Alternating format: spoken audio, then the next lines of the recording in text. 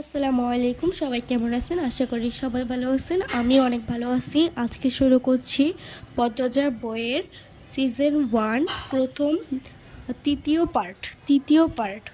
তো শুরু করা যাক 15 পৃষ্ঠা থেকে। হেমলতার বিচক্ষণ সন্দেহবাদিক মস্তিষ্ক মুহূর্তে ভেবে নিল অনেক কিছু। আজই এই লুকোচুরি ফয়সলা করবেন তিনি। হানিফ পদ্মজাকে দেখার জন্য অনেক ছলছাতুরি করেও সুযোগ পেল না। বিদ্যুৎ আসার ঘণ্টাখানেক পর হানিফ চলে যায়। পূর্ণা প্রেমা ঘরে ঢুকতে পদ্মজা ঝাঁপিয়ে পড়ে তাদের ওপর। রুদ্ধ শ্বাস কণ্ঠে পড়ল, কতবার না করেছি লোকটির পাশে বেশিক্ষণ না থাকতে, তোরা কোনো কথাই শুনিস না আমার। পূর্ণা প্রেমা বিস্ময়ে হতবিহ্বল। পদ্মজা কখনো কিছু নেই এভাবে নিষেধ করে না, তাহলে এখন কেন এমন করছে? হেমলতা রুমে ঢুকতে পদ্মজা চুপসে গেল। পদ্ম, আমার ঘরে আয়। মায়ের এমন কাট আদেশ শুনে পদ্মজার কলিজা শুকিয়ে একটুখানি হয়ে যায়।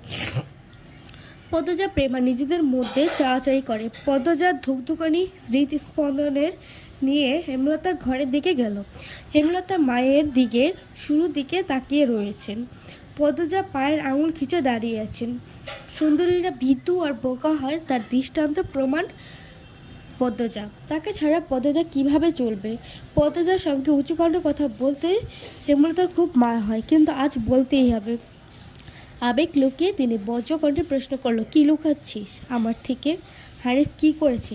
পদ্মজা ফোপাতে বলল। হেমলতা সেকেন্ডে কয়েক সময় নিয়ে নিজেকে সামনে নিল। কণ্ঠ নরম বলল, হানিফ ধরিবাজ লোক, সৎবাই বলে বলছে না। আমি জানি সে কতটা খারাপ। তার ব্যাপারে যে কোনো কথা আমি বিশ্বাস করব। আমি জানি সে কতটা খারাপ। তুই আমাকে বল, কি লুকাচ্ছিস? কি করেছে হানিফ? মায়ের আদরে কণ্ঠে শুনে পদ্মজা বাঁধ ভাঙা নদীর মতো হু হু করে কেঁদে উঠল। লুটিয়ে পড়ল মায়ের পায়ে। পৃষ্ঠা নম্বর 16। বাড়ির মোড়ল বাড়ি নামে পরিচিত। পদ্মজার দাদার নাম ছিল মিয়াফর মোড়ল। তিনি গ্রামের একজন সফল ব্যবসায়ী। 4 পুত্রের জন্মের পর তাদের জন্য 6 কাঠা জমির ওপর টিনের বিশাল বড় বাড়ি বানিয়েছিলেন। টকবকে 2 পুত্র 16 বছর আগে 1971 সালের মুক্তিযুদ্ধে নিহত হয়। ছোট ছেলে 8 বছর বয়সে কলেরা রোগে মারা যায়। বাকি থাকে বড় ছেলে মোর্শেদ মোড়ল। বর্তমানে এই বাড়ির উত্তরাধিকারী মসজিদ। যদিও তিনি শাসনের বাড়িতে থাকেন না, বাইডল জীবন তার স্ত্রী সন্তানের অধীনে এখন মরিমরণ। তারাই বাড়িটির রক্ষণাবেক্ষণ করে। পুরো বাড়ির চারপাশ জুড়ে গাছগাছালি। বাড়ির পিছনে টলটলে জলের স্রোতস্বিনী অন্ধকার গাঢ় হতে পরিবেশ নিশুতি রাতের রূপ ধারণ করে। রাতের এই নির্জন প্রান্তর ঝিঁকি পোকা ডাকে ছেয়ে গেছে।